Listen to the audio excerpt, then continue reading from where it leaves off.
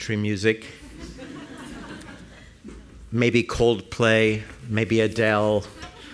But anyway, good morning, good afternoon, and welcome everyone. I'm Tim Naftali, Senior Research Scholar, Adjunct Professor, and Faculty Affiliate at the Institute of Global Politics. The Dean, Karen Yarhi-Milo, had hoped to open today's event, but was called away by other matters. She sends her regrets, and you're stuck with me. This is our third event in IGP's 2024 election series. Last summer, we looked at how the tumultuous events of June and July had shaken up and reshaped the 2024 election. Last month, we looked at the election through the lens of what's at stake for U.S. foreign policy and the major international challenges the next president will face. And today, we are pleased to offer a panel examining the threats to our democracy from foreign interference in this presidential election. On Friday, the Department of Justice indicted 3 operatives from Iran's military for hacking the presidential campaign of Donald J. Trump. And Iran is not the only foreign power interfering. Last week, Microsoft assessed that troll farms aligned with Russia had targeted Vice President Kamala Harris's presidential campaign. And the U.S. intelligence community has stated that foreign adversaries are increasingly using sophisticated AI tools to make the disinformation and deception they spread online more believable. Nothing is more sacred in a democracy than the vote. And protecting our elections from foreign mischief, whether that is through information warfare or cyber attacks on ballot and registration systems, protecting us from that mischief should be a top priority for policymakers and, of course, for all voters. We have assembled an amazing panel of experts and practitioners to help us understand the threats we face from foreign interference in our election. I will be moderating this panel, and let me introduce my extraordinary colleagues for this afternoon's discussion. Chad Sweet is an IGP Carnegie Distinguished Fellow and co-founder of the Chertoff Group. He is a former CIA officer and later was Chief of Staff of the Department of Homeland Security. Camille Francois is an Associate Professor of Practice at CIPA and an IGP-affiliated faculty member specializing in trust and safety. She also supported the United States Senate Select Committee on Intelligence during their investigation into foreign interference in previous elections. Camille has compiled a truly incredible foreign interface database, which I encourage all of you to look up online. Peter Clement is a senior research scholar and adjunct professor at the Saltzman Institute of War and Peace Studies and former Deputy Assistant Director of the CIA for Europe and Eurasia, where he participated in the investigation into Russian interference in the 2016 election. Please join me in welcoming our esteemed panelists who are here on the stage.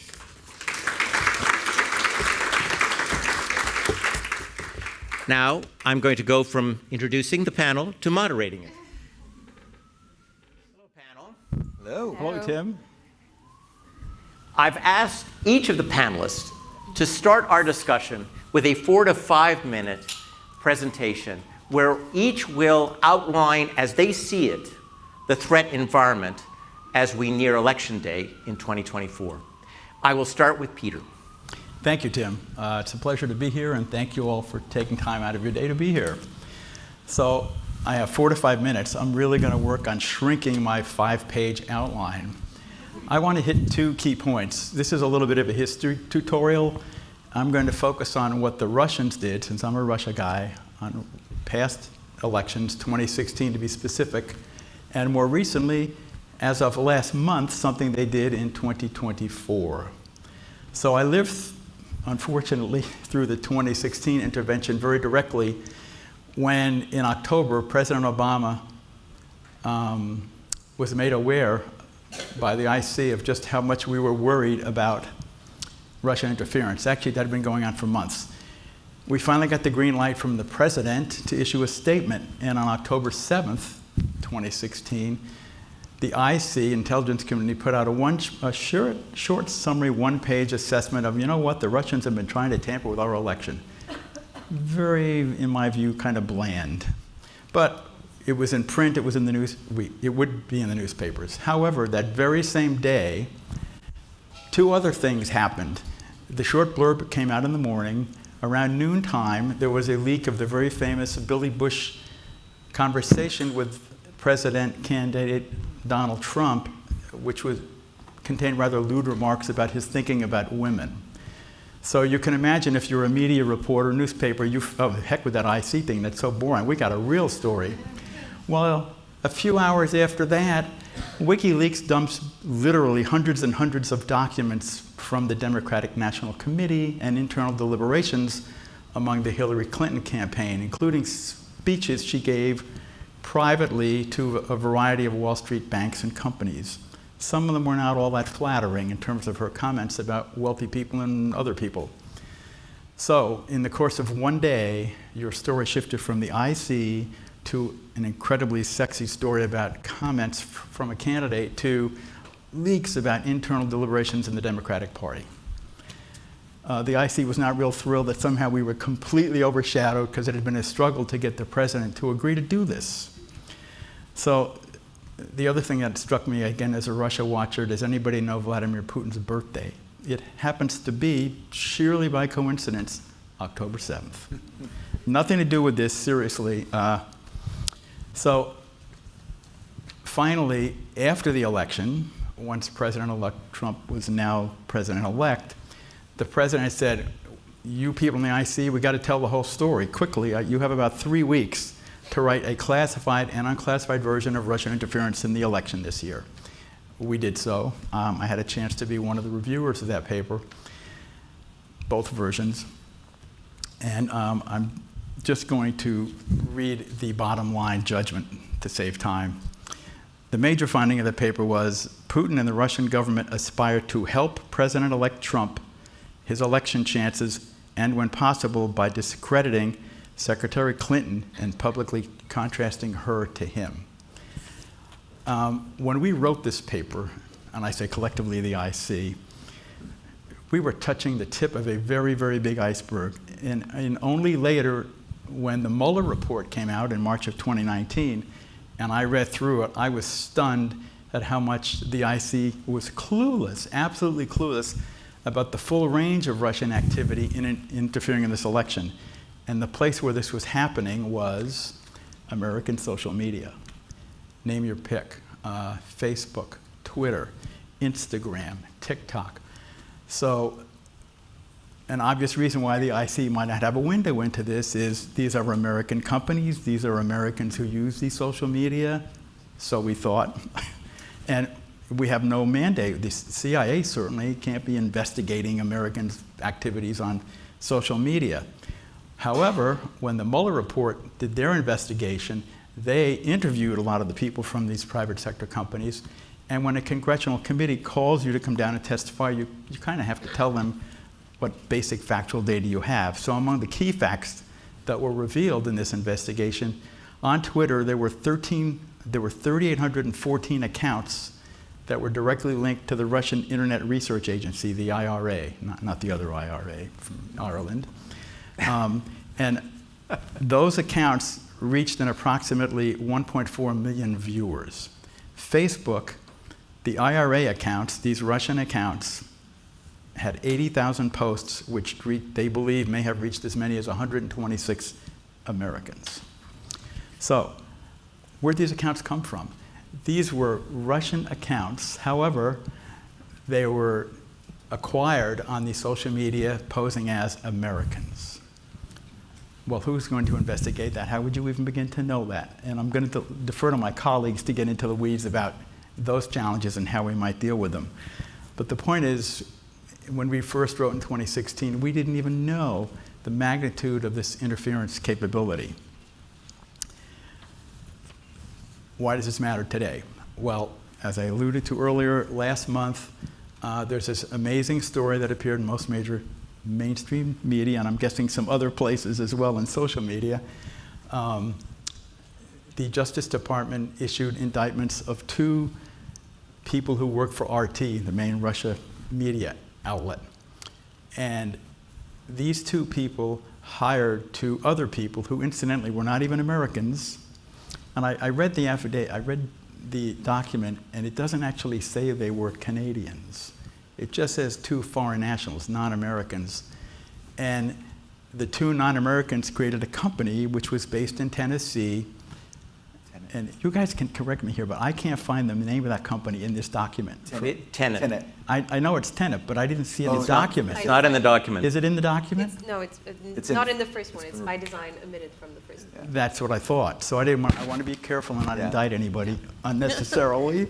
But so the short story here is, so they hired these 2 people who set up a company in Tennessee, and the job of this company was to go out and recruit and pay in significant amounts American social media commentators, generally more on the conservative side of the aisle, to write stories that generally had something to do with supporting a Russian interest, like, for example, the famous terrorist attack at the Crocus Hall outside Petersburg in Russia.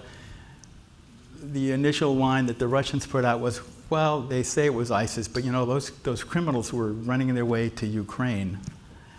So it must have been a Ukrainian activity, because we want to denigrate the Ukrainians in these social media accounts.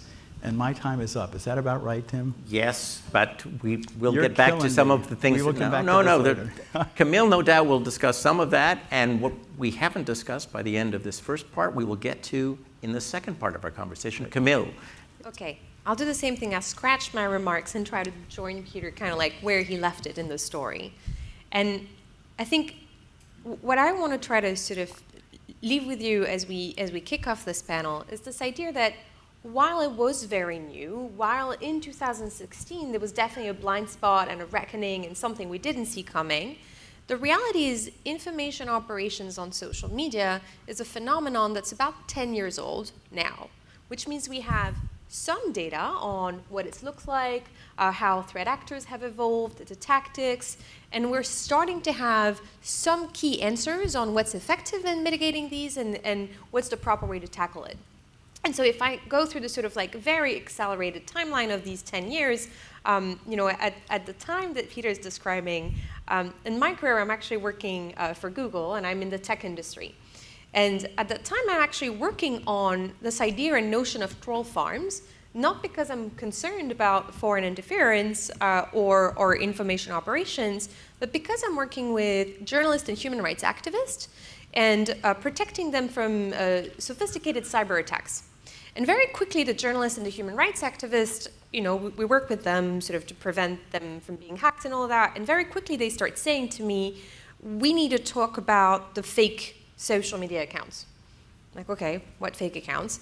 And a lot of them sort of have this intuition that when they're getting attacked on social media, when they're getting harassed, when all these fake stories are coming out about them, the people who are attacking them are probably not real people, and probably actually they're coordinated campaigns, and probably they're coordinated campaigns by governments who wants to silence them.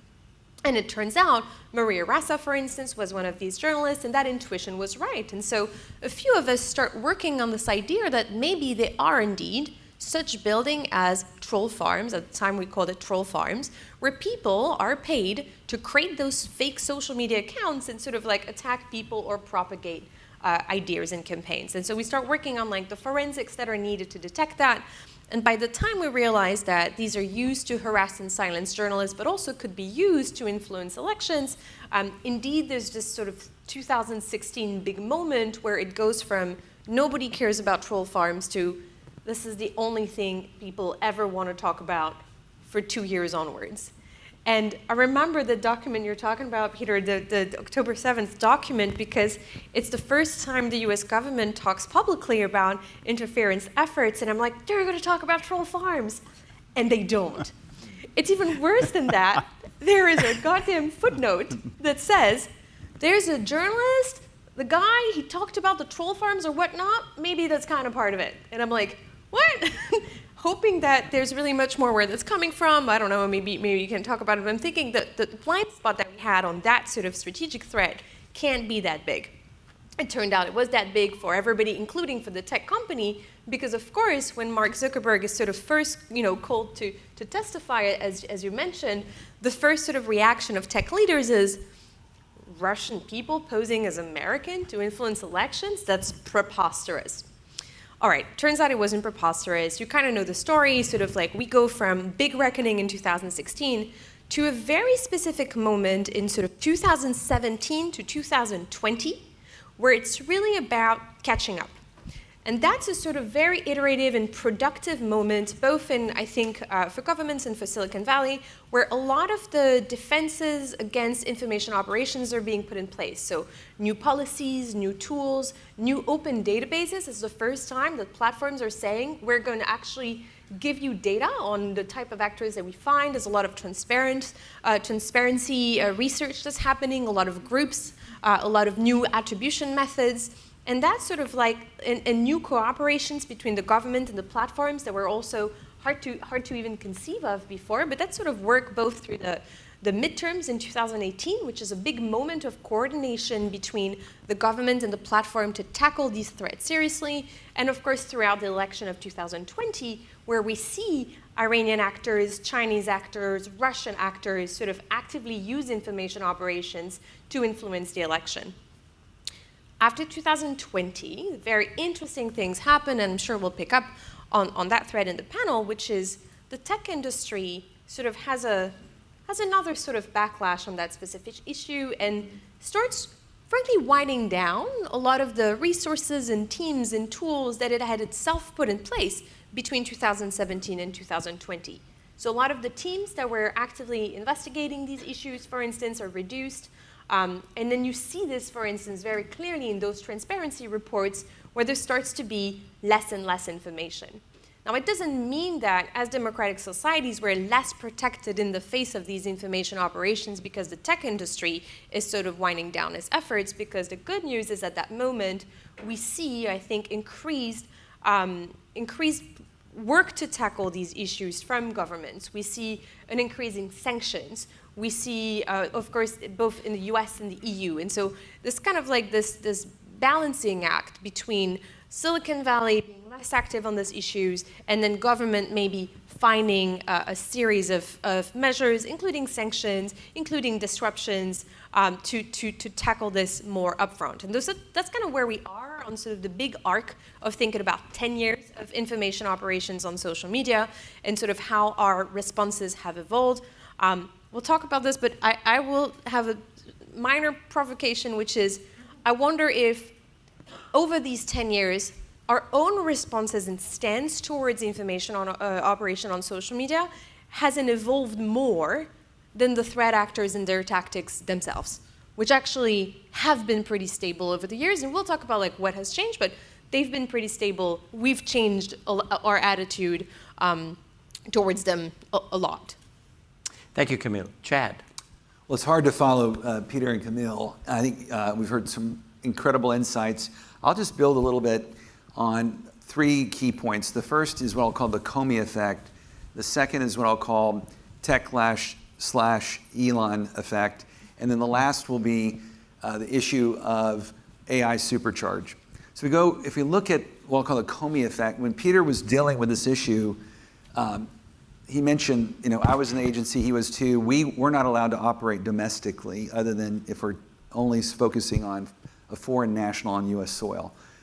In this case, the FBI had to take the lead, and if you look at what James Comey's dilemma, once it was clear that this was actually affecting US campaigns directly, whether it was the DNC hack or the attempt to actually infiltrate the Trump campaign, you had to then act on it. And unfortunately, we can debate over whether Director Comey should have done what he did, but the reality is the old rule of DOJ of trying to avoid actions that might be perceived as influencing election ended up getting caught in the mix. And there are very few things in the town I live in Washington that are bipartisan. One of them is there is bipartisan hatred of James Comey today, that he has managed to piss off both sides of the aisle in that process. And so I want you to keep that in mind if you put yourself in the shoes, if you were Christopher Wray, the FBI director today. It is a chilling effect on any attempt of foreign interference very close to our election, and that is my prediction about what will happen. The second is the issue of the social what called techlash/Elon effect. You heard it from Camille that after the 2016 incident, there were all kinds of congressional investigations. This created a techlash. It started before Elon took over X or Twitter, but then not only did they cut back on social media monitoring, but they watched what did Congress do, what did the elected officials do, and if you look at it, because these companies still operate in what's called Section 230, they don't have the same types of both constraints and requirements that traditional media does. And so they don't really have the authorities also around liability to take off certain content as well. So they felt like, hey, we're watching Elon. He's saying there's a lot of outrageous stuff that would never have cut mustard back when Camille had mentioned before. That content would have immediately come down. Now it's on there, and we're watching, and we don't see a lot of reaction from policymakers or the Hill. So that sort of continues this feeling among the tech community, we're better off sort of, again, hanging back. So you've got the Comey effect, which is the Comey conundrum, meaning the feds are likely not coming. It's one of my main messages today. The cavalry's not coming. The cavalry's not coming in the government side, and it's not coming in the social media side. The third effect that we talked about is AI supercharge. And by that, I mean, this will be our first election, AI election. As Camille and Peter have said, election interference, we have documented for the last 3 election cycles, but this will be the first AI supercharged. And what we'll see, we've already seen it, Peter did a great job of outlining, our adversaries are doing this, whether it's what's called Operation Doppelganger, which was the unsealed indictment 3 weeks ago against the Russians in the Tenet case, or operation what's called Mint Sandworks, which is the Iranian Revolutionary Guard Corps, the IRGC's covert unit that also was unsealed last Friday. If you compare these two, it's interesting because in the past when we've seen interference, the actors are unified in their efforts in trying to disrupt us, and typically it's not clear who they want. They just want to disrupt and create turmoil. In this case, this will be the first election I've seen where 2 actors which are normally aligned, Iran and Russia, where we can see in Ukraine, the Iranians are selling suicide Shahed drones, and the Russians are producing them and trying to create controversy against us and our ally Ukraine. They want Trump in order to basically pressure Ukraine to have an early settlement. The reverse on the Iranians want Harris because they think there'll be daylight between her and Israel. They'll be sympathetic to Gaza, and they'll have potentially reopen the Iranian nuclear talks. So this is creating a really toxic environment of confusing, clashing foreign interference signals. So the bottom line here is the trends that we see are AI supercharged interference that have now been revealed in these 2 indictments. What's important about them in closing is they reveal the tactics, techniques, and procedures. Typically, you would hold those back because you don't want, in the case, to reveal to your adversary how you're going to prosecute them. They know they're not going to get the IRGC arrested and brought to the United States. So this is all about telegraphing to guess who?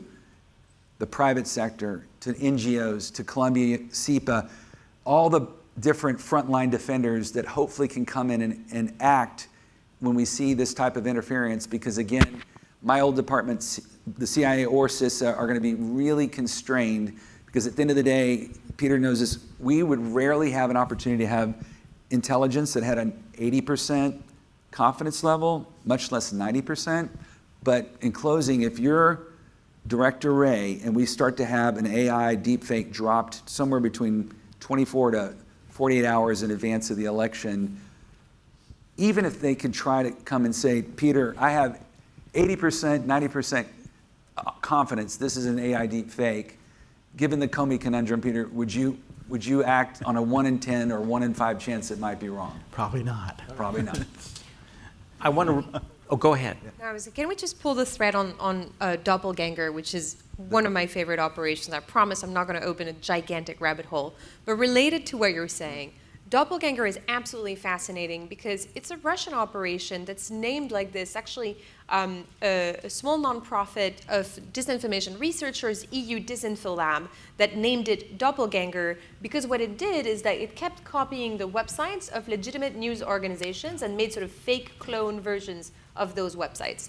And Doppelganger has been doing this since 2022. And it's an operation that has been abundantly documented. Meta talked about it for the first time in 2022. There were multiple reports from all these researchers, multiple reports from news organizations themselves who were saying, what is going on? This is not my website. There were reports from French intelligence because Doppelganger attempted to interfere in the Olympics. And so it's sort of like a very abundantly well-documented campaign on which we know quite a lot. And the unsealed indictment provides a remarkable look into how it's structured as an operation, who the people ordering these campaigns are, what type of sort of success metrics they use. And there's this fantastic piece by Thomas Rid in Foreign Affairs that says if you read sort of closely the material, both in the indictment and some of the leaked material about Doppelganger that's been given to the German press, you realize that this complicated conundrum because on the one hand, what you're saying is true. It's so helpful to have researchers expose this, contextualize this. And on the other hand, we see from Doppelganger's internal document that every time there's a news report, every time there's a research report, what they do internally is they take that to their funders and say, look, what we're doing is working great. Can you please increase our budget? And I think that talks to the tension that we're in between the need for continued transparency, the need for civil society to continue exposing these campaigns. That's why at IGP we publish this database so that people can continue finding them.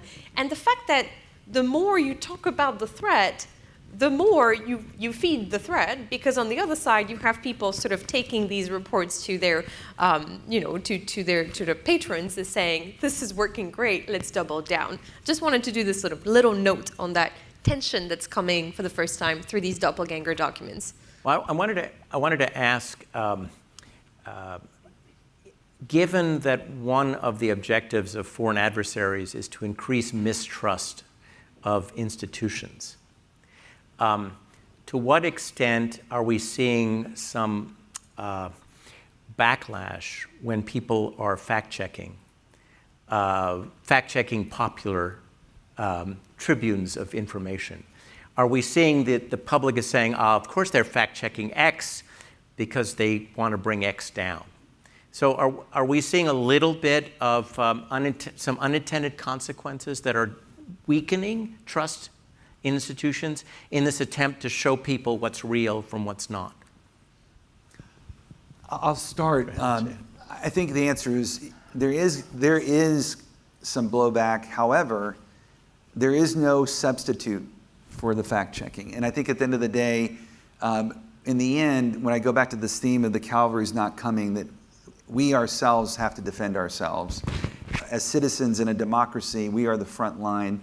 The more that we do our own fact-checking, the less able our adversary is to create division in our society. And when we study these operations, you'll notice what they do is it's very hard to actually create a fissure in a society. It's not hard to take a pre-existing fissure and drive a wedge into it. So to Peter's point, I think what we are going to see, we use the Gaza example right now, there's no question in my mind that that is fertile ground to take an existing fissure and drive a truck through it. So get ready for that to be a big theme, and there'll be others that, like Camille has talked about in her work. I highly commend what she's doing, because the more fact-checking we can do, the more we can have open society, not non-governmental groups providing these tools to do the fact-checking, the better off we can self-defend against state adversary when we're effectively going to be on our own. I hardly endorse everything Chad just said, but because I'm an Intel analyst type who always has to see the other side or think through it, well, I completely agree. And for me, the bottom line is we all have to do our homework. We all have to double check our sources. I love fact checking. The problem I see right now is we have such a polarized and siloed world where if all you watch is one channel versus another channel, you start to say, well, those fact checkers, well, they're on that side, they're over there. I'm not sure I trust those people. So how do you deal with that? It's the thing that most angers me, actually, about where we are in our polarized society. Well, one of the challenges from the Tenet case is that the commentators, the influencers who were getting this money, they didn't have to be told what to say. They were getting paid for pre-existing opinions which happened to be useful to Russia. Yeah. So thinking about this problem, in a country that has a First Amendment, what role should institutions, whether they're official or private, play in steering people away from those who are simply amplifying opinions of other countries, but which they themselves hold? And I think that's a really good example to illustrate sort of the limit of our ability to fact-check our way through tackling information operations. Fact-checking plays a very important role, as we talked about, right? It increases the resilience of our information ecosystem. But at the end of the day, some of these information operations just need to be tackled separately and with different means. I like the Taiwan model, where the Taiwanese government has this sort of very two separate units. You have one unit that's focused on fact-checking and proving resilience of the information environment, making sure the government communicates clearly in crisis, is able to provide some of the elements for fact-checking. And then you have a unit that, frankly, works a little bit more closer to the Intel methods, that focuses on who are these adversaries, what is the infrastructure they're using, can we disrupt them, can we indict them, can we expose them? And at the end of the day, you kind of need both because, you know, working with a lot of the victims of these operations, something that comes up a lot is at some point that, you know, they've asked me, what should I have done differently? When should I have known that the person who used me as an unwitting agent was in fact a Russian operative? What should have been suspect? And there's no intellectually honest fact-checking answer to that because some of these operations are very sophisticated, and in reality, it's the role of the government and the role of the platforms to go and disrupt and find and identify these operations so that they don't target, you know, our journalists and our citizens. You kind of need to do both. I think they really do need to go side by side. Sorry, Peter, you're going to No, keep going, Camille. No, Yeah. no. Please finish your thought, Camille, and then we'll go to Peter. And I think it's also very important to sort of like not just put all the burden on the media, the journalist, the citizen, and sort of acknowledge that part of this is sophisticated actors who are deploying covert means to target citizens, and not all of this will be fact-checked. Yes, once in a while there will be a terrible AI-generated video, and it'll be quite important to very quickly say, that's AI-generated, plus the account that's like sharing this is highly sus. We should do that. We should also have sort of continued attention on these operators and continue to expose, again, who they are, to sanction them, to explain their infrastructure, so that we prevent them from targeting people in this way. Peter. Yeah, this doppelganger case is so fascinating. Just two or three very, very quick points. So in fairness, two of the contributors who wrote stuff in support of this agenda by this company in Tennessee to advance Russian interests, two of them did ask the founders of the company, who, remember, are foreign nationals, they're not Americans, asked them, so how come somebody's paying me $400,000 a month to produce videos with a $100,000 signing bonus, and another one's getting $100,000 per video that he produced, and they produced hundreds of videos that went online. So they correctly said, that's a lot of money they're paying me here. Where's this money coming from? So they asked the company owners, who said, we'll tell you, we'll get back to you. The company owners then talked to the people from RT, the Russians, who were orchestrating this, and they literally made up a fictitious person named Edward Gregorian. And they actually have a page with his picture and the whole bio profile. He's a financial investment guy. He's really plugged in. He's in Belgium. He's really rich, and he believes in people having freedom of expression. And they bought it, I guess. I don't know. I'd still be wondering, that's a lot of money to pay to do stuff I'm kind of already doing, which is amazing. So that leads me to that famous quote that's attributed to Lenin, but it's never been found in Lenin's writings, the collected works of Lenin, but a lot of people have attributed to him. You know where I'm going, I think. And the quote is, when it comes time to hang the capitalists, they will vie with each other for the rope contract. Ouch. Yeah. And then I would just add to what Peter's saying, though, it's interesting. I also have been involved with presidential and senatorial campaigns, and I have sources that say that some of these folks know who they're getting paid by. But to the point Tim's making, if they have these preconceived views, they're like, well, why can't I get paid? And it is a fascinating concept, because as Peter knows, in the CIA, we pay foreign operatives all the time to do things for us. And so, at the end of the day, going back to the fact-checking question, it is absolutely essential. Number two, we're going to have to take it to a whole new level, because unfortunately, in the old times, another great saying is, don't believe me, believe your eyes, your ears. Well, if you haven't seen a deep fake, and I'd encourage you all, go on the internet. You can actually make a deep fake of yourself that's, in 5 to 10 minutes, and you will be shocked at how particularly good it is. The more advanced algorithms that we're seeing are even more stunning. And so my wife is a Columbia grad, Julie Sweet. She's the CEO of Accenture. They're one of the largest implementers of AI at scale and enterprise scale. And they partner with all the major hyperscalers and AI companies. So as a public service this week, today, they just announced what's called the First Aid Kit, meaning First AI ID Kit. It's on the web. And it's not branded as Accenture because everybody's contributing, Meta, Facebook, Google, others. But on that website, it's an attempt to help the average citizen and the average business owner or other not-for-profit to empower you with knowledge, with tools. And on there, you'll see a public service announcement type video.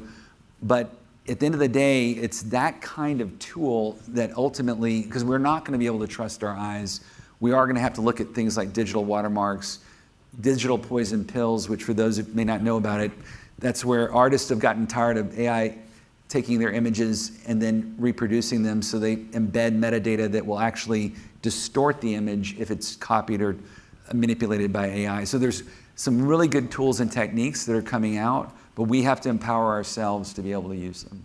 I would add that I think it is very healthy for our society, at the very least, to know where the money is coming from when a foreign government is encouraging certain speech. At the very least, knowing that Russia really loves this kind of speech might raise skepticism among people who would accept that information without thinking twice. So I think there is a very important advantage, because we believe in a free marketplace of ideas, for people to know that some ideas have been paid for. That's right. Yeah. Before we move away from political information warfare, there are other ways to interfere in our election that, in fact, the U.S. government did look at in 2016. And I was wondering whether any of you felt that there was a potential for some kind of disruption of our voter registration or actual balloting procedures on Election Day, because that certainly was a concern in 2016. I'll take it first, because DHS is the agency in the U.S. federal government that has the authority for, under our Constitution, the 12th Amendment leaves the elections to the states. So we don't have in our country a national presidential election. We have 50 state elections. And so DHS under CISA, the Cyber and Infrastructure Security Agency, supports, if asked and if the states accept that help. And if you look at it, when I was in office, which you'll see, and ever since then, one of my other colleagues who then became head of CISA before being fired for saying it was the safest election in ever in 2020, Chris Krebs. There is, to this day, no documented evidence of a single case of voting machines being compromised or a single vote being altered. Is there evidence of foreign adversaries successfully compromising voter registration databases? Yes. Has voter information, PII, been exfiltrated and posted on the dark web? Yes. Can some of that now be used against us in some form or fashion? Possibly, but I think one of the, I want to make sure that we, as a good friend of mine says, swim towards the light, that we don't leave you with only a depressing gloom and doom loop. There are some amazing things about our country. 2 points. One is we learned from 2016 when Peter helped us and Camille's work, so that we have been providing grants to states to up their security, and they are using that, and we've hardened those systems. The second thing is they've been introduced paper ballots so that you can cross-check any accusations of malfeasance. And the third, I think is really important, is that our founding fathers set this country up as a federalist structure. So even if by some magic or some ability a foreign adversary compromised a single county, there are 3,400 counties, there are 50 states, you can break, it's like in the CIA, we have compartmented information for a reason. If someone breaks into a piece of it, they can't connect the dots and get the entire picture. And that is one of the strengths of our federalist election system. Do you want to add anything? No. In 1985, oh, go ahead. The thing that's interesting is, so the IC is now publishing regular election updates, and on the last two that they published in September, they clearly state that they make a clear difference between election interference, which is what you're talking about, and influence. And they echo what you're saying, which is that interference so far they believe is not a concern, and that the system is robust. I absolutely believe that. But they highlight, and I think that's important to note too, that a lot of the information operation and the influence efforts continue to be focused on making people believe that there are weaknesses in the infrastructure, making people believe that the voting is insecure. That's been a tactic for a long time. We saw the Iranians do this in the most creative ways in 2020 with a video impersonating the Proud Boys saying that they hacked into hacking machines. And so to your earlier point, where it's really important to understand what type of narrative may be pushed by those actors, that continues to be something that we see some foreign actors being quite invested in making people fear the integrity of the election. I think that's important to keep in mind. It's a great point. You don't have to be successful in hacking to be successful in hacking. Perception hacking is how we call it. Perception hacking. In 1985, Robert Gates, who was then the head of the analytical section of the CIA, the DI, testified in open session that while Soviet active measures, Soviet disinformation, didn't pose a strategic threat to the United States, they did pose a tactical nuisance. And then he added, in a close election or legislative battle, they could spell the difference. This is in 1985. Wow. How would you assess, because we've talked about the fact that there are bad actors, they are doing bad things, they are taking advantage of existing rifts in our society, they do want to undermine what little trust there is in American institutions, because trust is there's not a lot of it. How would you assess, how concerned should we be about this foreign dimension in the 2024 election? I'm concerned, and the problem for me is how do you measure impact and effect? When we talked about what happened in 2016, I mean, there are scholars who've taken a stab at trying to say, well, the Russians actually did make a difference, or didn't. It's almost impossible to prove. You'd have to go out and talk to the people who voted and say, so tell me how you voted, what you thought before the election and after you heard all this stuff, and did you ever change your mind? Well, how would you conduct such a poll? Are people also going to tell you what actually happened? Would they tell you the truth? So I don't know that you could ever validate for sure the impact or measure that impact. What's interesting, though, is some of the measuring of impact are the same measurements that are used in marketing, in commercial marketing or polling. And if you look at one way we've gotten more resilient, interestingly, against botnets and troll farms is, advertisers have gotten sick of paying for digital ads that are not being looked at by actual human beings and consumers. They're being trolled, and they're fake eyeballs. And so ad companies have had to spend real money, because millions of dollars of profit are at stake, to prove that if you advertise on my platform, you're getting real human eyeballs. And so in a weird way, that for-profit motive has helped to augment what would otherwise be a public counterintelligence cost. But to go to Peter's point on impact, when we were in the CIA, it's hard to prove a negative. Every day we didn't have war with the Soviet Union, we tried to make the case that that was money well spent at the CIA. But I do think in the end, as Camille's saying, as we get more and more sophisticated, 2 points in closing. One is, like these botnets, we've been able to, now the reason why they're doing doppelganger as a technique is we've hardened our ability to filter out some of these fake identities. So what are they doing? Now they're having to spend more money and resources on creating what look like cultivated, actual, real identities. That's more expensive, takes more effort.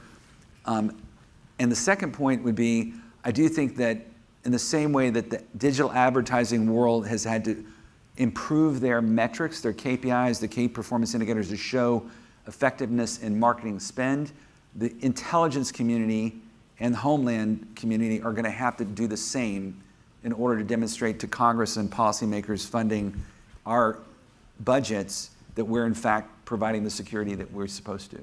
Yeah. Camille? I can answer this in 3 fast researchy points.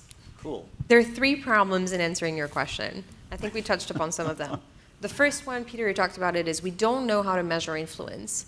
We know that we can use some of the marketing impact, but frankly, impressions, for instance, or clicks, doesn't really tell you if somebody got swayed by the content, and doesn't really tell you if it had an impact. In general, political scientists will tell you that it's very hard to actually have sophisticated models that help understand what drives voting as a behavior. And so we actually don't know how to answer the question of measuring the impact.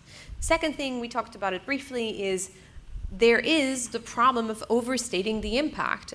As every time we overstate the impact of these campaigns, we sort of help the adversaries in one of their goals, which is to look like they're accomplishing a lot. That's a very big tension for disinformation researchers, because you want to expose them, you want to expose how serious it is, you also don't want to make their own business case and their marketing material so that they can go and get more funding.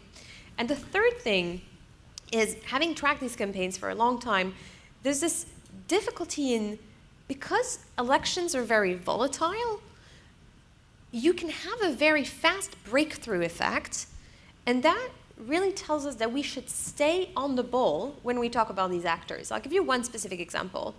For many years, my team and I, when I was at Graphica, were working on a Russian actor which we had called Secondary Infection. And Secondary Infection, we had exposed a lot of their content, but the content was so bad, so mediocre, nobody ever clicked on it. It kept on doing websites that I swear nobody visited, but it did so much of it. And it was kind of a joke campaign. We sort of stayed the course. We wanted to get to the bottom of it. We wanted to expose everything. But routinely, we were asking each other, why do we bother? Obviously, nobody cares about this stuff. Nobody reads this stuff. Nobody clicks on it. One of my analysts was very bright, had an idea that this might even be a training operation, just like something that you do for a month to make sure you know how to make a website. And so it was kind of a joke. But then in November 2019, in the election in the UK, there was a very big leak, the US-UK trade leak, that happened so close to the election that was actually reshared by some politicians, and that caused a massive amount of chaos. And lo and behold, it came from Secondary Infection. That campaign, which we thought would never achieve anything, had actually been at it for a long time. And because researchers had stayed on the case, because we were able to continue documenting what they were doing, their infrastructure, we were able to very quickly do an attribution that was actually then confirmed by the UK and confirmed by the platforms, and sort of react. But you can never sort of sleep on a case and say, okay, well, these guys are jokers, let's move on.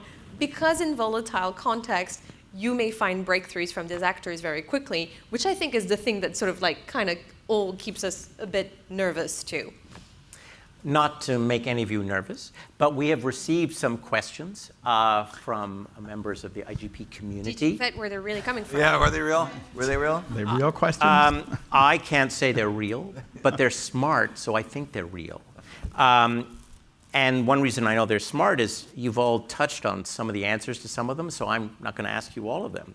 We've mentioned AI a bunch of times, and you've made me think of a possible deep fake at the end. I just want to say, just so you know, that this didn't just start last week or in 2016.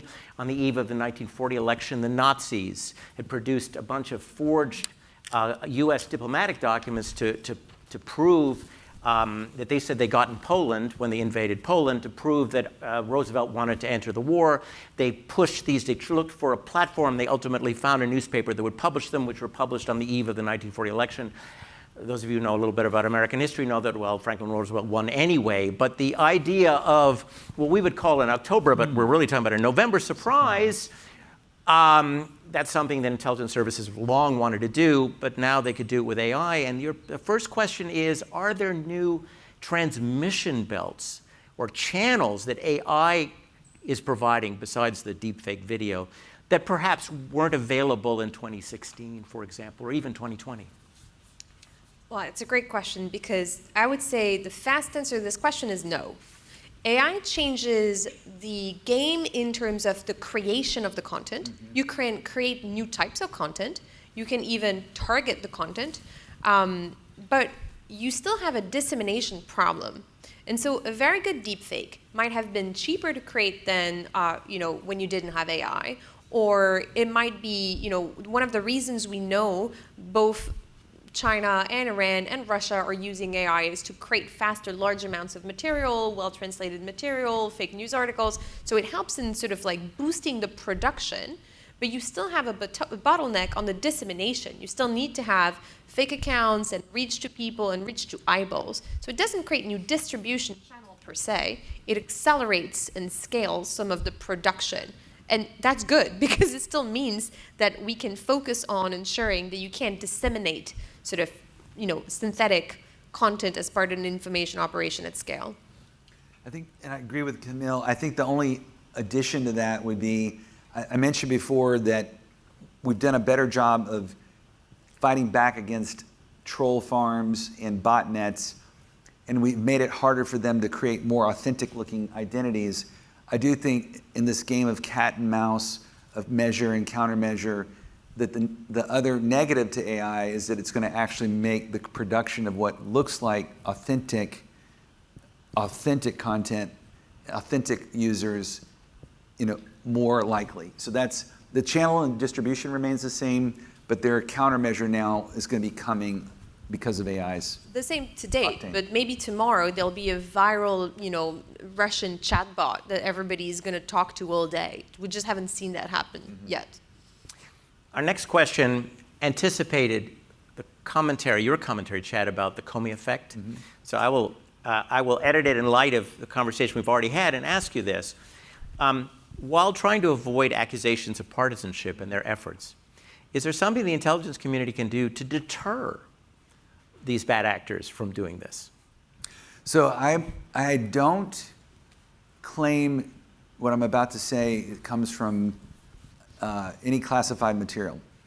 I do have a TSS, a top secret SCI clearance, but suffice it to say that some of my old friends have told me that we've been sending signals that if, in fact, we see something that gets dropped very close to the election and is creating havoc, if the president is at a 80% confidence level or 90% confidence level and isn't prepared to state something publicly, we are sending signals to our adversaries that now we have a new tool called Cyber Command. We will potentially launch offensive actions, especially if it involves taking down some servers, taking down some troll farms, and doing it without any public notification. Which, to be clear, has been done in 2018, as reported by the Washington Post, to protect the midterm, so it wouldn't be unprecedented. And we just saw, I think, in this issue of having digital means to create kinetic effects. We just saw the pager and handheld radio attack in Lebanon that killed a number of the top Hezbollah leaders.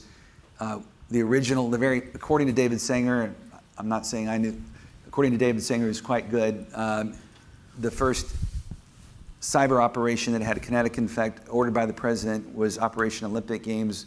We infected the Iranian nuclear centrifuge program with a thing called Stuxnet.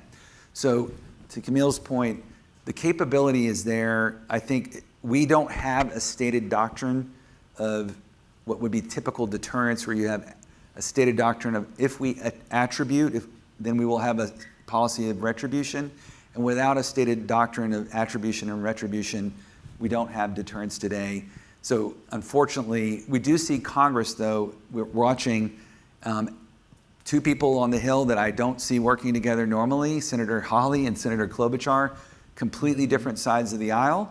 And fortunately, this topic is bringing Americans together. So I want to leave you with a note of hope that Congress, which isn't getting a lot done, I think this bill, which is designed to basically create penalties for any kind of malicious content creation using AI in federal elections, and it will involve not only penalties, liability, but it'll also give those social media companies air cover, a safe harbor in which to take down disruptive content and not be caught in the crossfires of whether they were doing something, to bias the election. So unfortunately, Congress didn't act fast enough. Klobuchar Hawley will not make it into legislation before this election, but I hope that we'll see more collaboration and bipartisanship like that, and certainly by the next election cycle.